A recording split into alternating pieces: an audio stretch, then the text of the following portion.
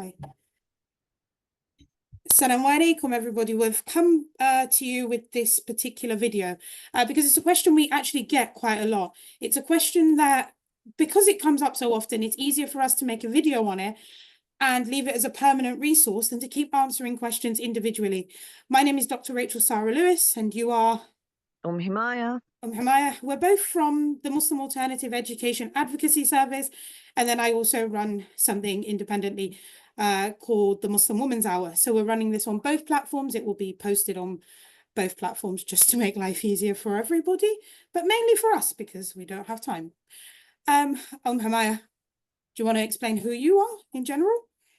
Asalaamu alaikum. I am Himayah. I am a mother of 5. I'm a homeschooler of 20 years. I have one child with Sen, also homeschooled. All my children have been homeschooled, and yep, I run the Muslim Alternative Education Advocacy with Dr. Rachel Lewis. So today we're talking about Muslims, Hijrah and home education. Not necessarily making Hijrah permanent, sometimes making Hijrah temporarily, but then also all of the things you need to consider, because it is a question, obviously, that we've said before, comes up a lot. Right, so let's start. And if we look at the first thing is making preparations, and the idea of how this video is going to be set out is making preparations, decisions you make before you go, where to go, criteria that you need to meet, home education and the law, so things like benefits, universal credit, and the law as it stands in terms of visits and paperwork, all of that great stuff. And then the question of, do you want to return? And the idea of the 3 months waiting list. And we'll explain what that is when we get to it. Okay, so if you're making preparations to move abroad, there are certain things you need to consider. So, Himayah, do you want to start with a list of things that you would like people to consider? And I will add them as we go along onto our lovely trusty board.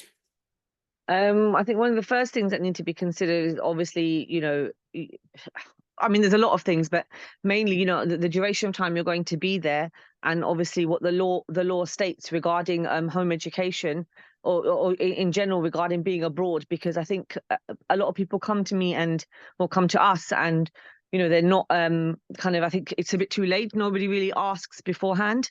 Yeah. Regarding homeschooling, because obviously we're homeschooling our children at home. We hear lovely stories about home education and travel and all those kind of fun things, but we don't kind of take into consideration that it's not just a holiday that you're going to be spending at the beach every single day. It's not that kind of, it's not, if you are home educating, it can be, but obviously you need, your children require education, so that's one of the things that needs to be taken into consideration. The duration of time that you're away, I can't think off the top of my head, to be honest. Rachel, if you want to. Housing. Oh yes, housing and the benefits that or not necessarily benefits, the nature of your income, if it is, for example, benefits, universal credit, those kind of things. Also, if you have a child with SEND, how are you working with that? Yes, of course, if you've got a child with SEN, the needs of the SEN child as well. What other kind of things? Healthcare. Yes, definitely. I mean, healthcare comes into it, and then the cost of actually being aboard. How are you going to fund that? If you've got we mentioned housing as well. So I mean, there's a lot of things, and obviously when it comes to the home ed, when the local authority get in touch with you, what kind of how to deal with it. Often place what happens is that people will say, oh, my home education officer's got in touch with me, they want to come to my house next week, but I'm not here for another 2 months. Help. So, these kind of things need to be all kind of prepared in advance, and, don't just leave it to the last minute.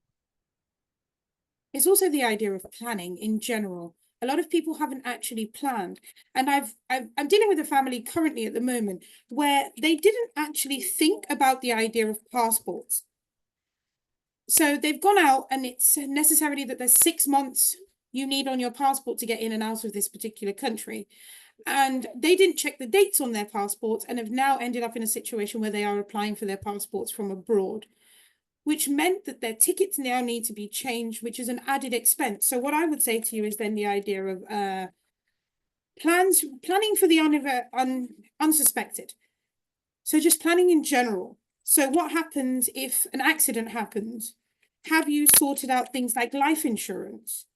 Because if you are the sort of person who carries life insurance, does your life insurance or your health insurance that you've taken out here, so the idea of private health insurance, is it going to cover you in the country that you are looking to travel to? Also, the idea of extended family. If you are used to taking care of extended family, what are they going to do in the event that something happens to you?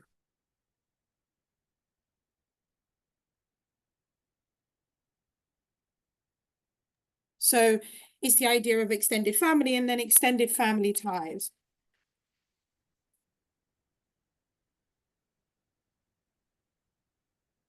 Okay, no problem.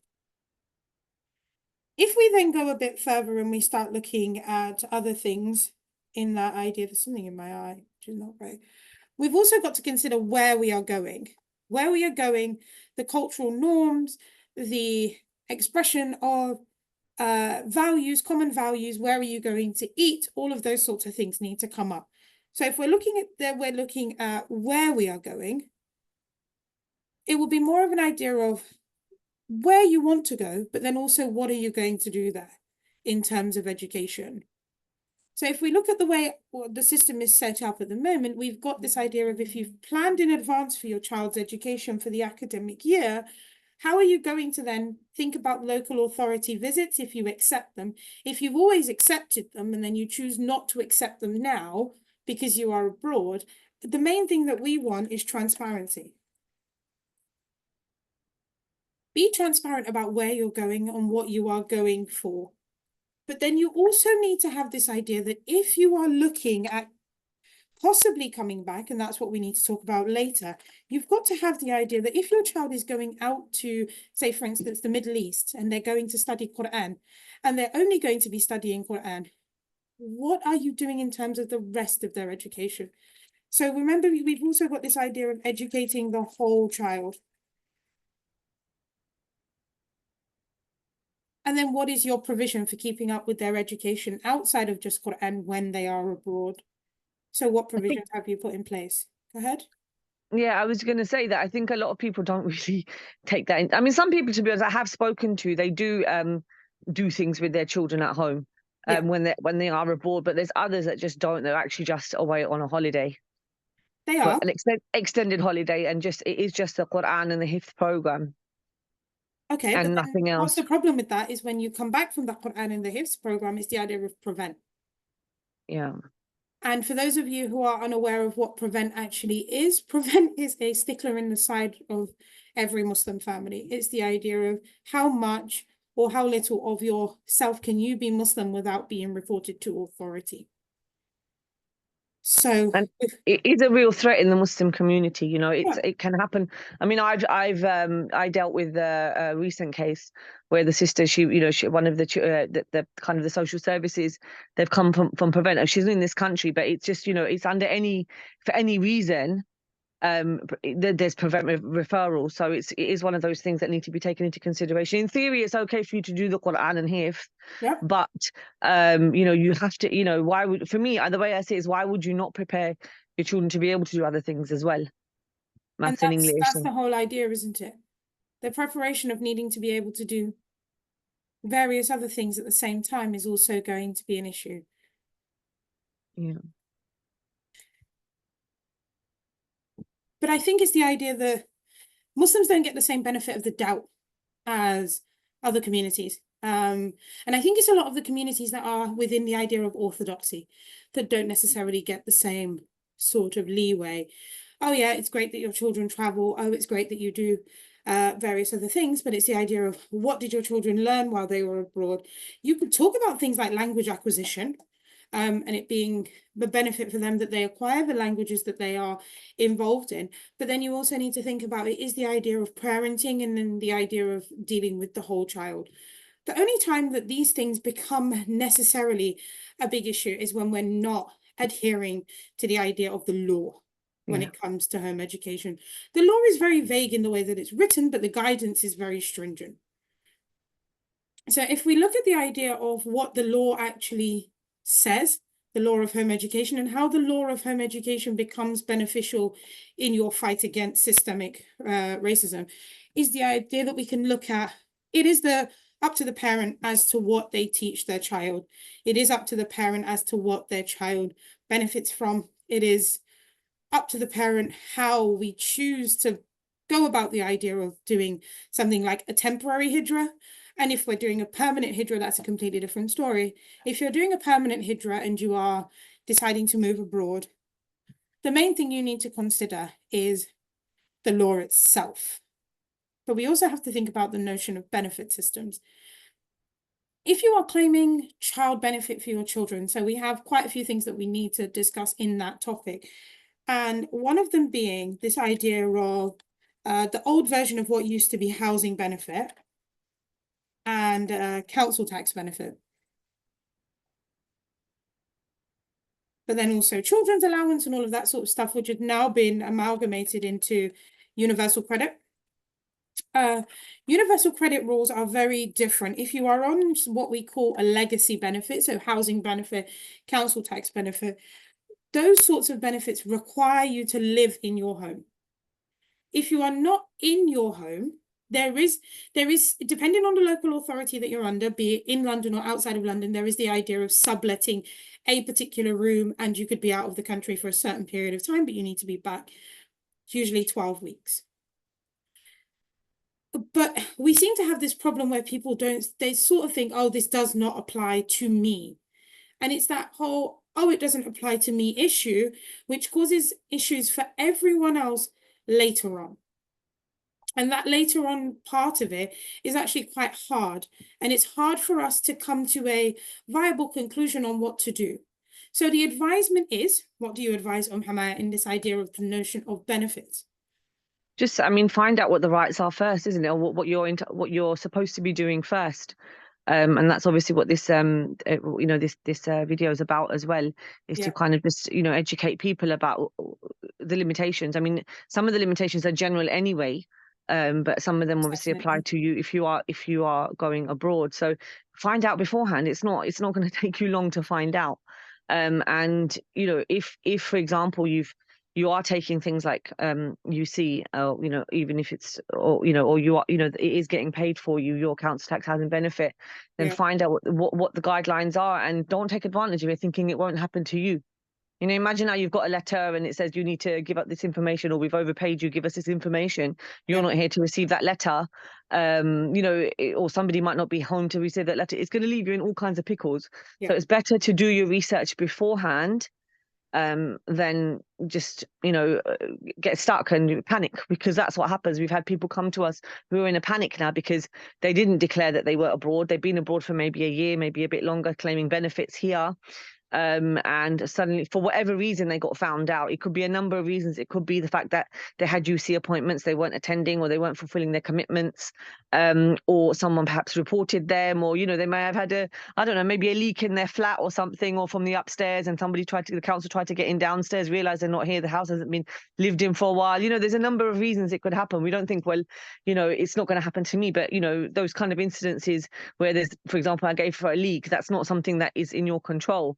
The council may access and realize you're not here, and then you're going to be stuck. Then you've got a lot to answer for. So it's better you do your research first, than get stuck, basically. So if we look at the actual criteria of universal credit, so better off that we tell them rather than them being problematic later.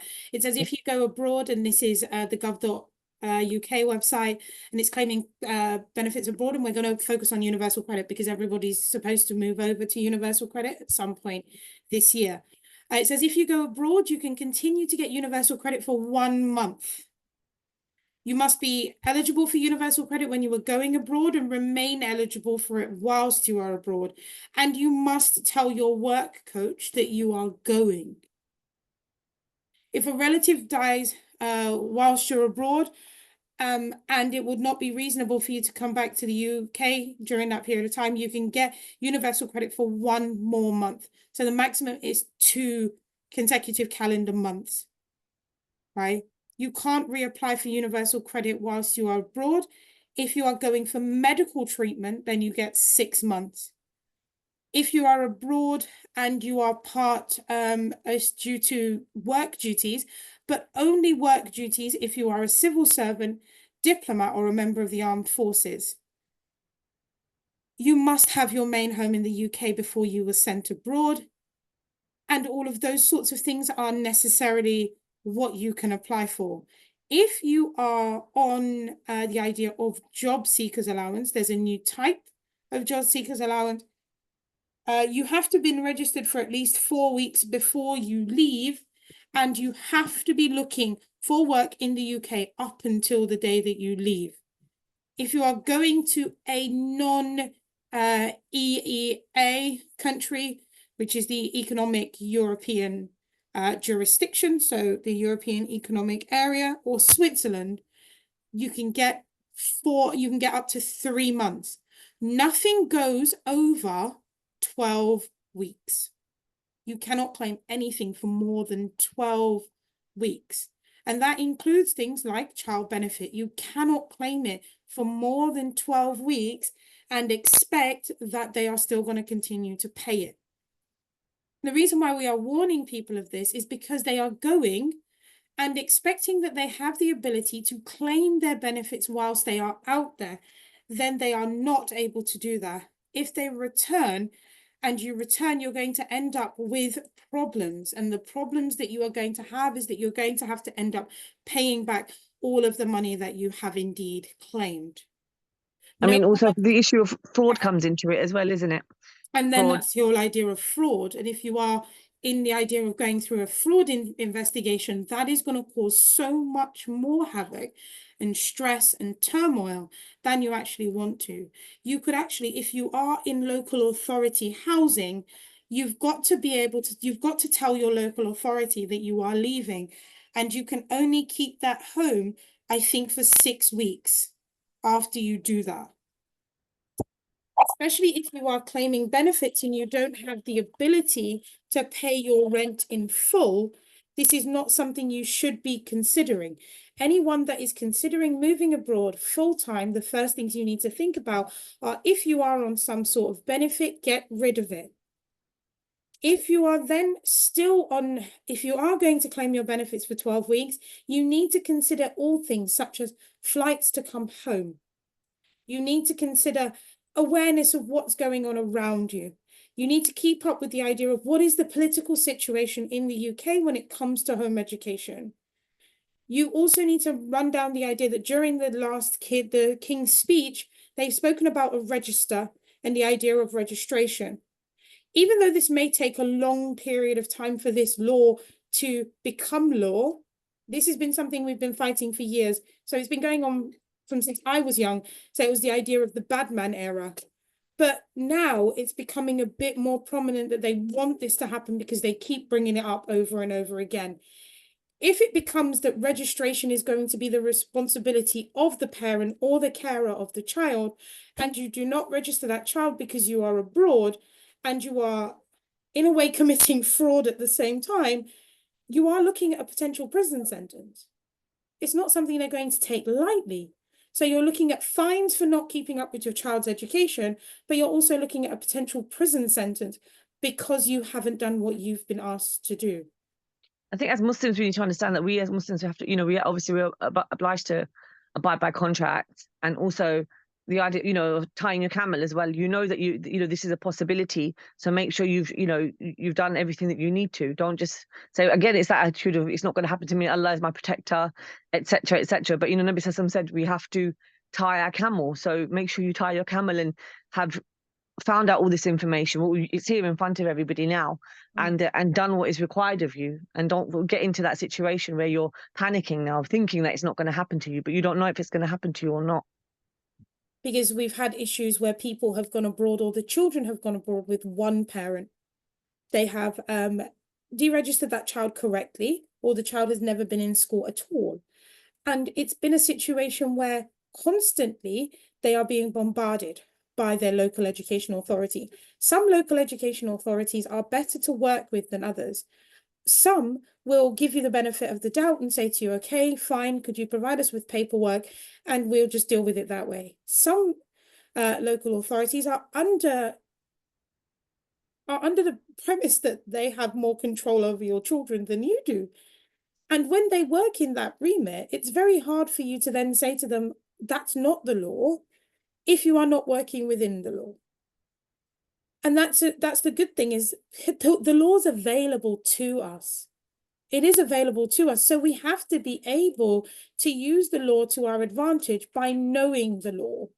And if we choose to continuously, as Muslims, be ignorant towards the law, it's going to come back to bite us.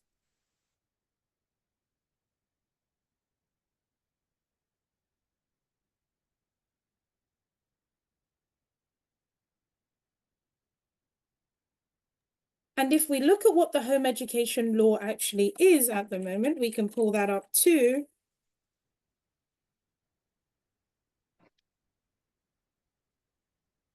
And this will take it directly from the gov.uk website also, and the idea of education and educating your child at home. If you know you have a problem with your neighbors, for instance, don't go ahead and disappear to a foreign country and expect that particular nosy neighbor not to say anything. Because it's actually, even you will even get these sorts of criteria where it's a problem, because it's happened to me personally, where I've disappeared for 3 or 4 weeks because sometimes I do work abroad. And my neighbor has called social services and said that I've left my children in the house unattended for 3 or 4 weeks at a time. Like, my children are 10, and the ones that are home 10 and under. What in what right mind would anyone do that? And then it's turned out that obviously it's a malicious allegation, but you have to go through the whole rigmarole Yeah. of it actually happening. And And I obviously, go ahead. I was going to say, with you, obviously, you were genuinely abroad and working, etc., etc. But with other people, it's just, they're not there for what is, they've kind of migrated there, but there's still, everything is still registered here. So that's when it becomes really, really problematic. And then it's like you're on the run then. It is. And that's another thing that you need to consider, is if you are a parent who is estranged from the other parent, if you are a single parent household, or you are married to a new partner, and you need to consider what's going to happen in the event of that. If you haven't told the other parent that you are going, and you go for more than 28 days, that is considered kidnapping. Yeah.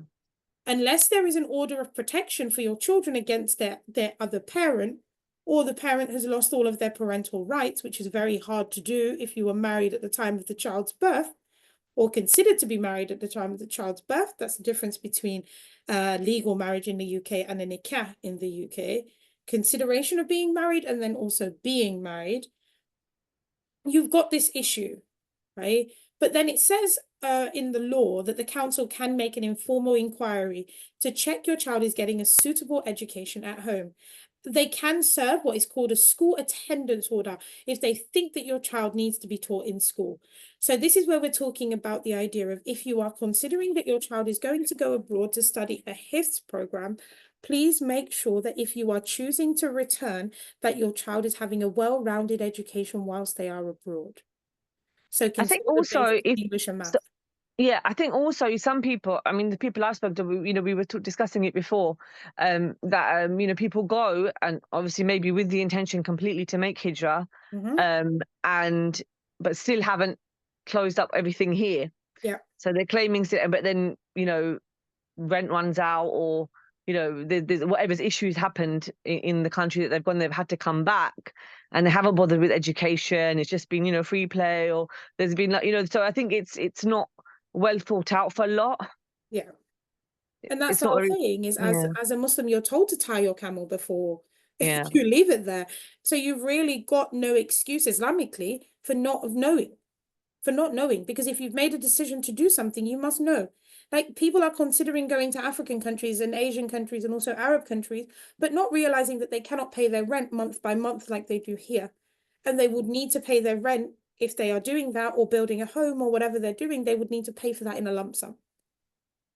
So a few parents have come to me recently who have said, "Oh, okay, we're moving to Dubai," and I was just off a whim, and I sort of went, "Are you you have sort of realized that you need to pay for your rent a year in advance?" And I've got blank stares. Like, what do you mean I have to pay for my rent a year in advance? Number one, Dubai is not cheap to live in. Mm. Number two, you're going to have to consider that you may not be able, if you are a stay-at-home mum, to continue to be a stay-at-home mum.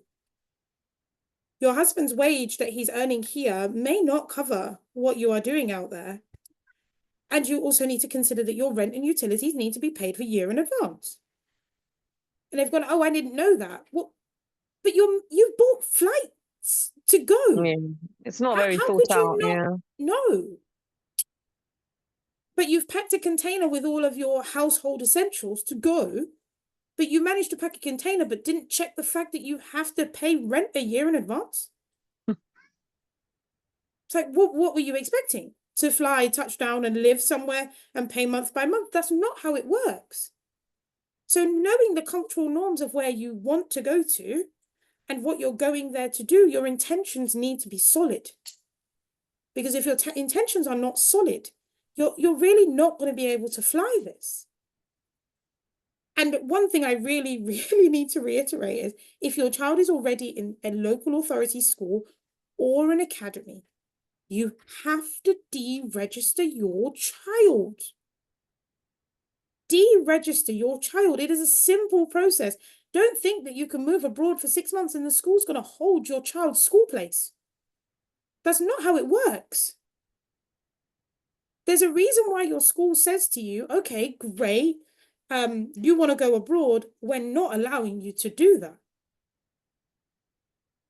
The government is paying the school for your child's school place.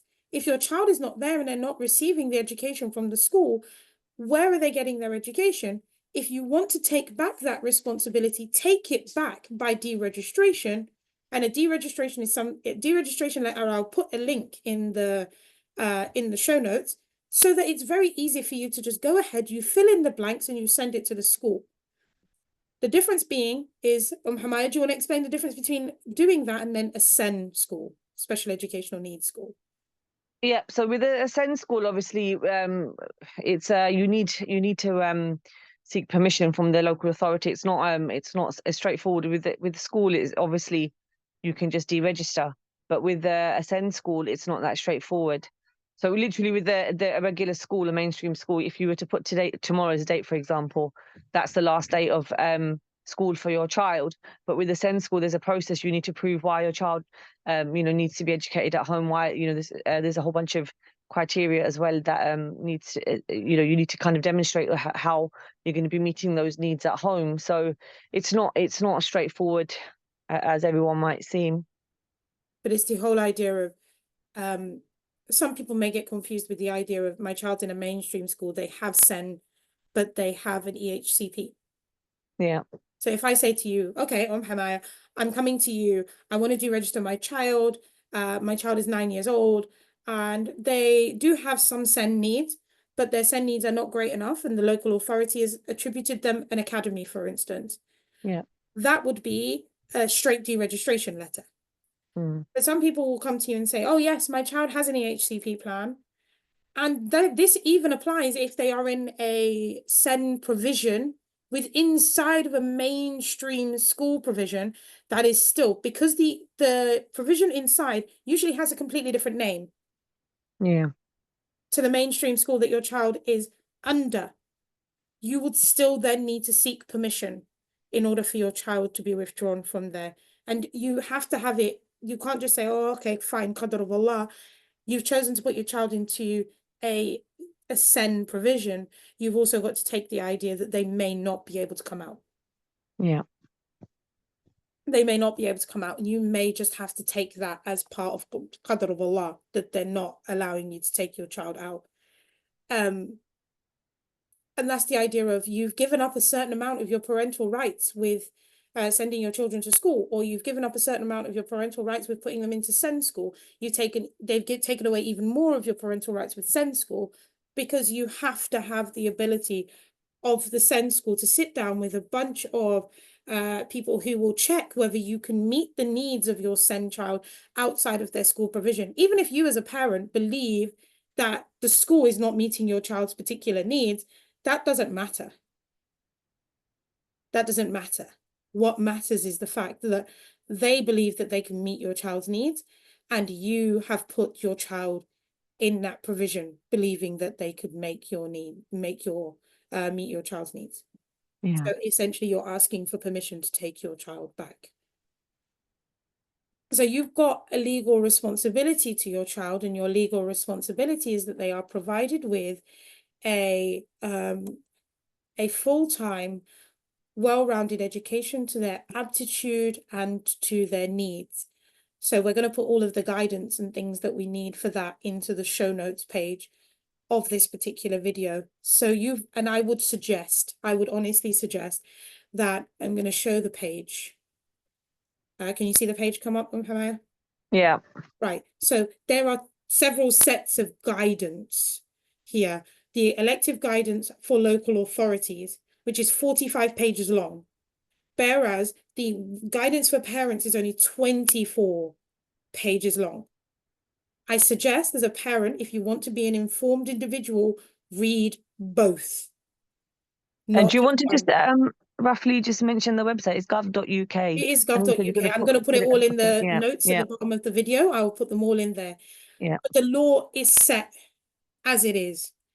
And even though they say it's your responsibility to educate your child, your responsibility comes with a lot of limitations and a lot of risk involved. If you want to return to the UK and you are on benefits before you return, upon your return, you have to wait 3 months and be self-sufficient for 3 months before you can apply to go back onto things like universal credit. People need to be aware of that. That if you are returning back to the UK, you need a 3-month buffer of money that's going to provide for you upon your return if you were on benefits before you left. This even comes down to things like universal credit. It also comes down to things like disability living allowance. So you have to really consider this properly. So we're going to do the idea of looking at 2 completely different families and how this idea of Hijrah would work for 2 completely different people. Himayah, do you want to deal with the one that you were dealing with a couple of days ago? Yeah. So the sister, the family, they basically they'd been away. One of them had been away. One of the sister's children had been away for about a year. And another one was going to you'll have to remind, my brain's gone blank, but he was he's going for 3 months. So he just come back, and they hadn't done much, and there was a local authority visit. And so there was a few questions that they had, and I think they're planning to move away for a year as well, and the father will be staying back here. Actually, to be honest, there's no mention of the father. They will be staying with family abroad. So there's not. I mean, one of the questions I always ask is, "Are you planning to return?" They're like, "We don't know." So that always comes up. It's not with this particular family, but when I do speak to some mums, are you planning to return? We're like, we're not sure. So if you don't know what you're doing, I would say be sure, and then make that decision. Obviously, if you want that benefit of making hijrah or whatever it might be, and because of your children's education or whatever the reason might be, but then there may be a chance that you come back, then do things properly. Okay, so that's 2 children. One's been out of the country for 3 months already, and the parent decided not to tell anybody, which was quite concerning within itself. The next move, they want to move for a year, and that includes one of the parents, not the other. They'll be staying with family abroad. The child who's already been out there for 3 months was staying with family, yep. So they were staying with family. Even if you are some people have chosen to send their children abroad, and they are they're in a boarding school, for instance. They've got no real idea of what their child is actually doing.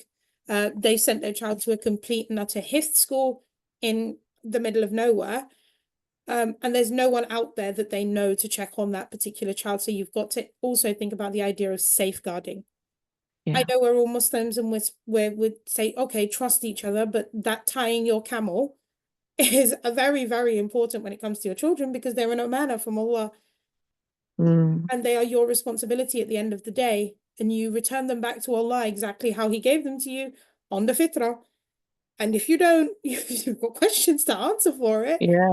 And I Yeah. think that is one of the reasons why a lot of people are like, okay, yeah, we're going to take the time to go and study Quran. Right, fine. By all means, I am more than 100% on board with anyone taking their children abroad to study Quran, but make sure you know what you're doing. Yeah. Know what you're doing. If you're sending them to a relative, or you're sending them to a boarding school, or you're sending them to do something completely different, they could be going off to Islamic university, they could be older children. Just make sure you're aware of what's going on. Make sure you're operating within the law, because if you're not operating within the law, you've got problems on your hands. I think people are just careless. They're not too bothered, to be honest. Like as I said, it's the same thing what we mentioned earlier about it's not going to happen to me. Yeah. And that complacency is a problem with us. One of the ones I've been dealing with recently, 5 children, all the children are abroad at boarding school.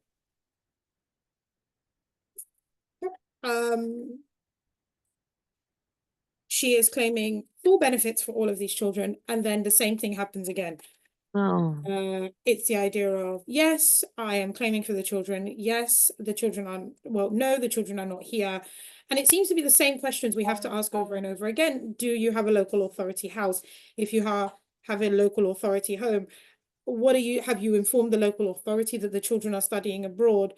How are you supporting the children financially through the benefit system that I have got for the children here? Where's their father? The father is estranged. Have you informed the father that the children have left the country? Even though she hasn't left the country, the children have left the country. It doesn't matter whether she leaves the country or not. They haven't been the father hasn't been told that the children have left the country. There is no estrangement paperwork in place, so the father still has full parental rights. He is supposed to visit the children every other month. She's been making excuses as to why the children cannot come to him every other month, and he has threatened to go to court. That is why I was contacted. Yeah. If that is the case, you are thinking, okay, I said to her, sister, you look like you're looking to go to jail. Yeah. And she said, well, what do you mean? She was very shocked by what I said. So you're looking to go to jail. And she said, why am I looking to go to jail? And I said to her, well, number one, it's not just fraud, right? Because you were given a home on the basis that you were going to live in that home with the people that are on the paperwork for that home. You are claiming supplementary benefits. She was working, so it's not like she was doing nothing all day and her kids were abroad. She was working, but she was being topped up by universal credit. Yeah. I then explained to her, like, you're being topped up by universal credit. Okay, no problem. That's not what I'm saying. That's not a problem in the grand scheme of things. Because as Muslims, claiming benefits as a Muslim is a minority in this country. Yeah. Yeah, even though people like to say it's a majority of us, Yeah. it Yeah. really is not. Yeah. It really is not. And she had forgotten also, and then another piece. So she was operating in panic mode. And the reason why she's operating in panic mode, Universal Credit have contacted her to provide details of the children's childcare.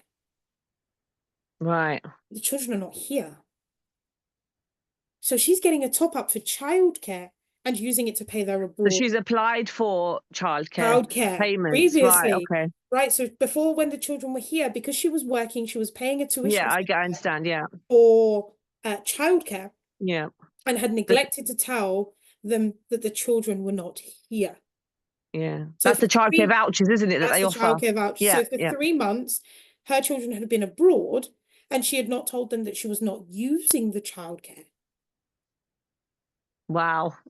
Okay, so she's got father on the hook. So then we're looking at the idea of estrangement. So if we're looking at that, we need to question what is the father's role in all of this, and he wants to take her to court because he hasn't seen his children. Okay, but even if they go to court and he says, I haven't seen my children, that is going to look bad on her idea or Yeah. her side, because she's denying him his haqq. Mm. It's his right for him to see his children Islamically. And if he is not seeing his children Islamically, how does she justify that? I think that's another discussion in itself, you know, It that I is mean, another discussion in I have a itself. lot of issues with that as well, you know, but anyway, I think That's a yeah, discussion within itself, and that's something we're yeah, going to cover on yeah, the other podcast anyway. inshallah, The Muslim inshallah. Woman's Hour. We need to cover it. Yeah, Divorce, estrangement, all of that sort of jazz. yeah, It's coming up. It's yeah, in the works. Don't worry about it. inshallah. Inshallah. It's the whole idea of why are we always operating in this idea of panic mode? Yeah, We need to look into situations before we put ourselves into these situations. yeah. As Muslims, we know this. I We think know this. I think just to moving away from slightly from the hijrah topic, it just reminded me of a sister that came to me. We're talking about panic mode now. Yeah, You know, she literally, you know, I don't know what her family setup was, but her husband was in another part of the UK. They're still married. She was in a different part of the UK, yeah. and she wasn't doing anything with her child. She just wasn't doing anything. She's too busy. Life got on top of her. Home educating her child because she believes home education is the right way, but wasn't doing anything. And then panic set in. She's really, I haven't done anything. What do I do? Help. And I'm like, you know, you need to get on top of this, you know. So it's that panic mode. I think with the, like, you know, on this topic of hijrah as well, it is that panic mode and not planning. You know, like you said, we plan, everything is planned, accommodation, etc., etc.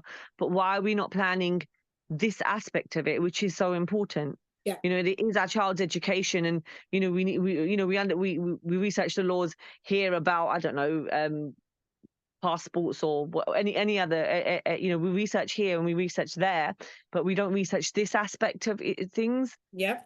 And I know when it comes to our children, it is because, you know, obviously we're all possessive over our children, but it is something that's so vital. And within this incident that you're speaking about with the sister, all I can think is the dad's going to get custody, you know. What Yeah. if the dad gets custody? That's all I can think, you know. You're abort because she's probably not Allah knows, but you know the way the system works, they may think she's not a fit mother. She's sending them abroad, and then all the fraud stuff, she could spend time in prison, and then, you know, neglect from, you know, denying the father the haqq as well. So all those kind of things, it's just important to do your research, really, isn't it? It Like you is. would with anything else. When you're putting your child in a school, for example, you're going to do all that research about the school, it's the best school, etc., etc. Why would you not do it about the law and home education? It's true. So then the main things that I want people to consider, could we give a list of things that we want people to consider as they decide to go on this journey? I'm not trying to say to anyone, don't go on this journey, because it's a journey I'm willing to go on to. Yeah, Right. But we also there's one more thing that we need to consider, and it's the idea of the new law. Yeah. yeah, So the new law is that the idea that the local authority will have a local register of all of the children that are home educated or children missing out on education. I don't know how missing our children are. They are the loudest people known to man. definitely. Home ed kids are not quiet by any shape or form, so you Not at know all. them from the crowd. You can spot them like they stick out like a sore thumb. So it's not Absolutely. really that big of a deal in a good way, not in a bad Yeah, way. But the new law that's coming in is this idea of an acquisition of a new home education locally held rather than the national one they were pushing for a few years ago. They are now looking for a local one to be kept by all local authorities. We know that that doesn't work very well from the basis of things like Victoria Columbier. She was in yeah, school, but she moved local authority and they lost track of her, and subsequently the child died. yeah. Um, the government's not very like inept on keeping track of children to start with. So I don't see how they're going to make this a viable situation for all. But it's the idea that if your child is on a local register, it is then going to be your responsibility that if you are indeed moving abroad and making hijrah for good, you need to make them aware so that the roll-on problems or the problems that are subsequent are not going to be attributed to you.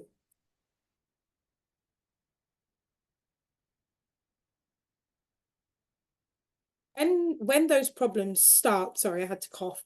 When those problems start, it's not going to be long before it becomes a bigger issue, because the consequences of looking at this, if you do not maintain your child's name on the register, is looking at the idea of what school parents have to deal with, the idea of fines. Yeah. And if it's not fines, it's going down the idea of a school attendance order. And if you are not then maintaining the school attendance order and you don't send your child to school, we are looking at imprisonment. So parents need to really consider, if you're doing what's best for your child, you need to do what's best for your child to operate within the law. Again, I think it's that idea again of it's not going to happen to me. It's And when always it the does case. happen to you, we're gonna be up in arms. And Yeah. and it rightfully so, we should be up in arms, because children being removed from their parents is no easy feat, but you had the opportunity to do what was correct in Yeah. the first place. Yeah. You had the opportunity to do what was correct in the first place. So if you are considering Hijrah, one of us or both of us together might run a course on things such as all things world schooling and all things Hijrah. And if you want to join that, join that. We may put out a couple of videos on it, about places to go, places not to go, and then other experiences that parents have had regarding their time abroad. But all I can say to you is, if you have any questions, we are more than willing to answer those questions. If you're in any of our WhatsApp groups, feel free to contact us via that idea. But if you have any comments or any questions, good or bad, about your experiences abroad, your experiences with your local authority, how you think you want to deal with the situation, if you're in panic mode because you've forgotten to plan something and something has hit the fan, you've got to contact somebody to help you out. You can't just sit there and expect it to go away. It's not going to go away. And if you are a mum who has sole custody of their children, also remember that the other parent has rights. It may not be the right to necessarily tell you what to do or what not to do with their children, with your children, the children that you share. Toddler in the mix. It's Mhm. also the idea that you need to be able to have this, how do I put it, know-how as to what you're doing, the best way to do things, and understanding that then there will be consequences if you don't do what's expected of you. Any final thoughts on Himayah? Yeah, it's just, don't let it get to that stage. We are here to help. We set up the service to help people in, hopefully, in all situations. And alhamdulillah, we've been very successful in helping everybody. And alhamdulillah, we've got, from all the reviews that we've had, it's always been positive. So we've just tried to help people, but there's certain situations we're not going to be able to help you. And this video is here. Watch it, please, and make notes and take it into consideration. Don't get yourself in a situation where it would just escalate and get you into even more trouble. And it's not about the idea of, we're fearing the kuffar, and No, that's what's going to happen is, my absolutely. sisters, yeah, they wear niqab, but they fear kuffar more than they fear Allah. It's not It's not, about to do. it's not about that. But then it's the idea of fearing Allah means that you abide by the law of the land in which you live. Yeah, Right? If the law of the land in which you live is restrictive towards you, and you feel that you don't have the ability to practice Islam in the way that you want to, Hijrah is your solution. absolutely. It Yeah. doesn't contradict our deen, and it's not something that will compromise our deen by us doing this research on Hijrah and home education. It's not going to compromise your deen by giving up your benefits and all that kind of stuff. It's not going to compromise your deen in any way. So I think as Muslims, we are required to abide by our contracts, and tie your camel as well. So it's not in any way kind of contradictory to our deen to follow these guidelines. It's not. And it's actually beneficial to our deen for us to be able to practice these, to actually adhere to the guidelines. Because if we look at the guidelines are not restricting us in any way, shape, or form. So if that's the way that you want to go and you want to do something like that, go for the role of looking for a job in a foreign country. Or entrepreneurship is going to allow you the freedom. Working online is going to allow you the freedom to do whatever you want to do with your children. But be sure to say to the local authority, if you are already on the radar, say to them, do you know what, really and truly, we're going away for 6 months. This is what we plan to do when we're abroad, and this is how we plan to keep up with their education. But at the moment, we've got a plan for 6 months. If we need to go any further than that for 6 months, this is our email address, and we will email you to tell you that we're going for an additional 6 months. If we choose to up sticks and leave altogether and put our house up for rent, if you own your own home and you choose to put your house up for rent, go for it. If that's what suits your family, alhamdulillah.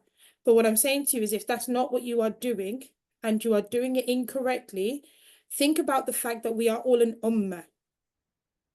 And if you decide to do something incorrectly, as a Muslim, it falls on all of the Muslims. Yeah.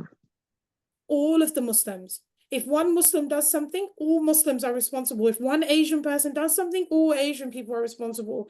If one Black person does something, all Black people are responsible. We don't have the same sort of leniency to be an individual. We are not. And even as Muslims, we know, yes, we operate individually. Yes, we will be judged individually, but understand that we are all interconnected. If one of us is hurting, all of us is hurt. All of us are hurting. I have friends of mine who are up, they're up and they're leaving us in September, inshallah. They've already bought tickets, they've bought everything, and we've spoken to them, and all we've said to them is, do you know what? Do everything by the book. Yeah. Do it by the book. Because if you don't do it by the book and it falls on your neck, you're only the person that's going to get the blame. But then that blame is also going to have a ripple effect on every other Muslim or every other ethnic minority. Just look at the idea of the riots in Leeds. Automatically, because they were brown, the Muslims were blamed. And the Muslims were not even there. Yeah. Yeah. Yeah. So you've also got to understand that even in other communities, be a Muslim, be an advocate for everybody, and sort of say, do you know what? This is what the responsibility is. This is how we deal with it. If you want to hear horror stories, you have to speak to the Roma families, speak to the traveling families. You will understand what's going on now is not it's been going on for years. It's been going on for years. Us needing the freedom with our children has been going on for generations. Yeah. Anyone outside of the norm is actually a problem. And we know that. We've known that for years. So the best thing that we can tell you to do is operate by the law. And if the law is not working for you, leave. Leave. Absolutely. Leave. You've got the option to leave. If you want to speak to any of us about personal experiences, about leaving, not leaving, coming back, estrangement, single parent, I think we can cover it all between the two of Yeah. us. Yeah, definitely. I don't doubt it. Yeah. Yeah. Being able to go abroad, appeasing the other parent, dealing with stuff, court system of dealing with child custody. Between the two of us, Yeah. I think we've seen the majority of it. Yeah. Okay, both from personal experience and then experience of dealing with cases that we've been dealing with for the last year and a bit. Yeah. Yeah. Yep. Yep. Inshallah. So, from me, do what you need to do, but make sure you're doing what you do so you don't get in trouble. Okay. Same message from me. That's the best that we can do. Assalamu alaikum, everybody. Salam.